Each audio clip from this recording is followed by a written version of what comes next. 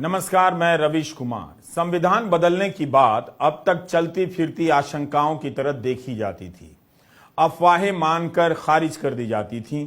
लेकिन जब प्रधानमंत्री नरेंद्र मोदी के आर्थिक सलाहकार परिषद के अध्यक्ष बिबेक देबरॉय 15 अगस्त के दिन लंबा लंबा लेख लिखकर विस्तार से बताने लग जाएं कि 2047 के लिए एक नए संविधान की जरूरत है, तो सतर्क हो जाना चाहिए। बिबेक देबरॉय ने अपने लेख में उन आशंकाओं और अफवाहों को सही साबित कर दिया है कि कहीं से ये सोच निकल कर तो आ रही है। प्रधानमंत्री के आसपास के लोग संविधान बदलने की बात का हौसला अब दिखाने लगे हैं।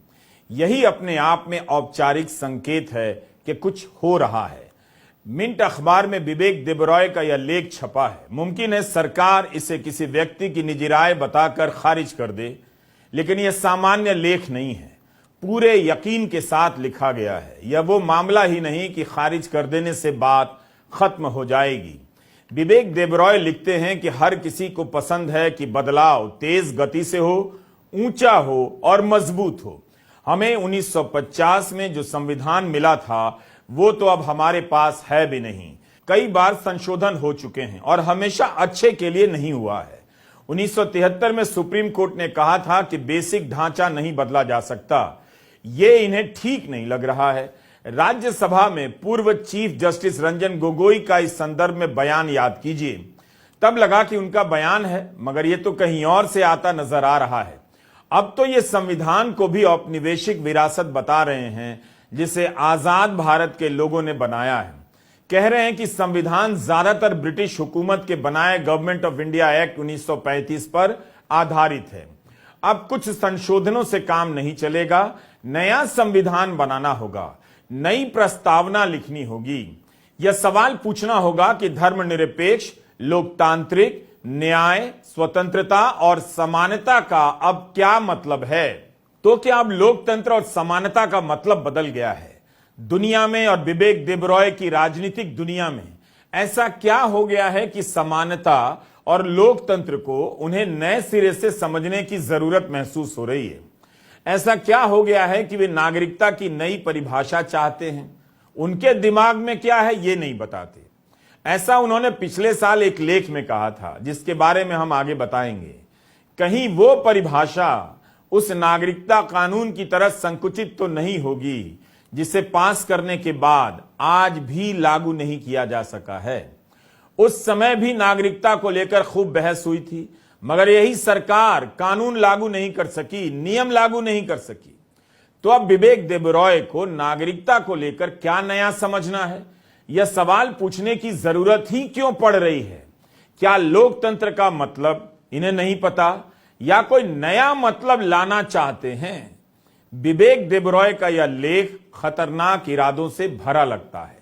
2024 के आते आते मोदी सरकार की वापसी का दावा और संविधान बदलने का हौसला, आप इन दोनों बातों को ध्यान से देखिए, मिलाकर देखिए। आजाद भारत के लोगों द्वारा बनाया गया संविधान अब औपनिवेशिक विरासत कहा जा रहा है।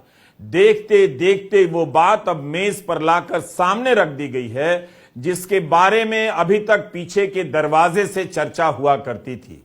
संविधान बदलने की बात को इससे बड़ी औपचारिक मुहर क्या हो सकती है कि प्रधानमंत्री के आर्थिक सलाहकार परिषद के मुखिया इस पर लिख रहे हैं, पुरजोर वकालत कर रहे हैं और मिंट अखबार छाप रहा है।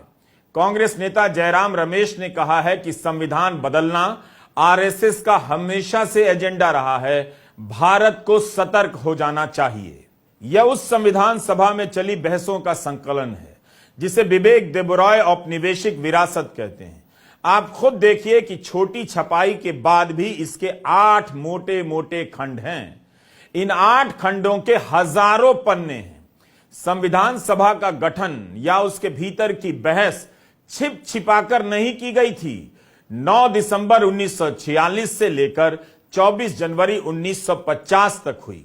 राजेंद्र प्रसाद संविधान सभा के अध्यक्ष थे और doctor BR Ambedkar drafting committee के अध्यक्ष। इसके अन्य अध्यक्षों में Nehru, Patel, Alladi Krishnaswami Ayyar, B Pattabhi Sitaramayya, K M. Munshi, G B. Mavalankar, J B. Kripalani, H C. Mukherjee, Gopinath Bardoloi और ए.बी. ठक्कर शामिल थे। Doctor B R. Ambedkar drafting committee के चेयरमैन थे।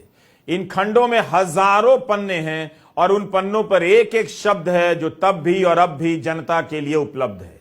इसके बनाने की पारदर्शिता बेजोड़ है। संविधान के पहले मसौदे को छापकर आम जन के बीच पहुंचाया गया ताकि इस पर लोगों की प्रतिक्रिया, सुझाव और आलोचना समिति तक पहुंच सके।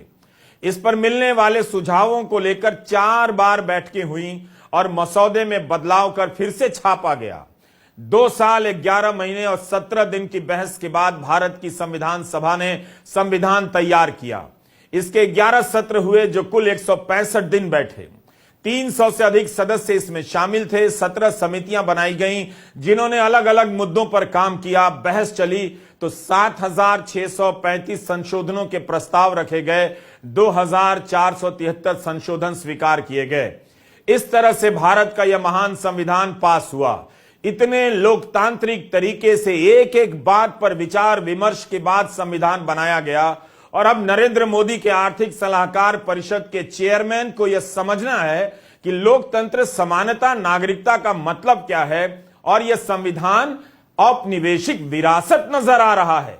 जनाब ये समझा रहे हैं कि 105 संशोधन हो जाने से संविधान मूल रूप में नहीं रहा। क्या वे मानते हैं कि भारत की जनता ने अब हमेशा हमेशा के लिए सोचना समझना बंद कर दिया है? आप यह भी देखिए कि संसद की नई इमारत का उद्घाटन हो रहा था तो पुरानी इमारत को गुलामी का प्रतीक कहा जाने लगा। विपक्ष ने अपने गठबंधन का नाम इंडिया रख लिया तो इंडिया को गुलामी का प्रतीक बताने लग गए। भारतीय दंड संहिता बदलने के समय गुलामी का प्रतीक कहा जा रहा है और अब संविधान को ही कहा जा रहा है कि यह गुलामी की विरासत है। जिस संविधान का एक एक पन्ना, एक एक शब्द आजादी का प्रतीक है, उसे ये गुलामी की विरासत बता रहे हैं। आजादी का इतिहास बदलने की बात करते करते आजादी से जुड़ी हर चीज पर किस तरह से हमला हो रहा है आप देखिए। कोशिशें लगती हैं कि आप आजादी को गुलामी कहने लग जाएं और ये जो कहना चाहते हैं उसे आजादी मान लें और संविधान बदल दें। वकील गौतम भाटिया की एक किताब आई है, अनसील्ड कवर्स, हार्पर कॉलिंस से छपी है हाल ही में। पिछले 10 साल के दौरान अदालत के फैसलों का विश्लेषण किया है देखने के लिए कि कितना कुछ बचा है, कितना कुछ मिट चुका है। उनकी राय विवेक देबरॉय के लेख पर। विवेक देबरॉय जी ने कहा है कि संविधान को, एक नए संविधान को लिखना जरूरी है क्योंकि हमारा संविधान जो है वो एक कॉलोनियल लेगेसी है।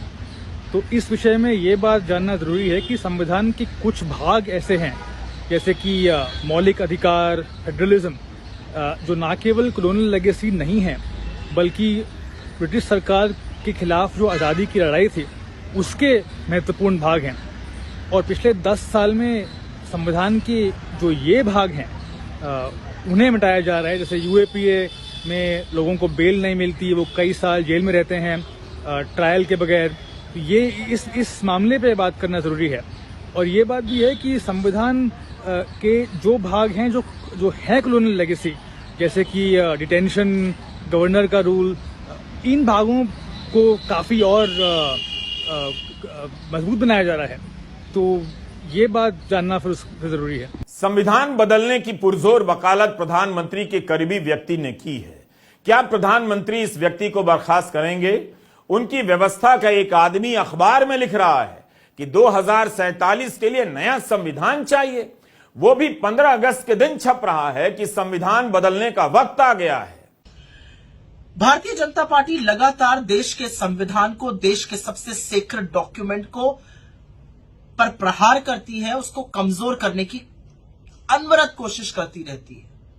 मोदी सरकार भी यही काम करती है और इसीलिए इंस्टीट्यूशन, संस्थाओं को कमजोर किया जा रहा है क्योंकि इन्हीं के बूते पर तो संविधान जीवित रखा जाता है।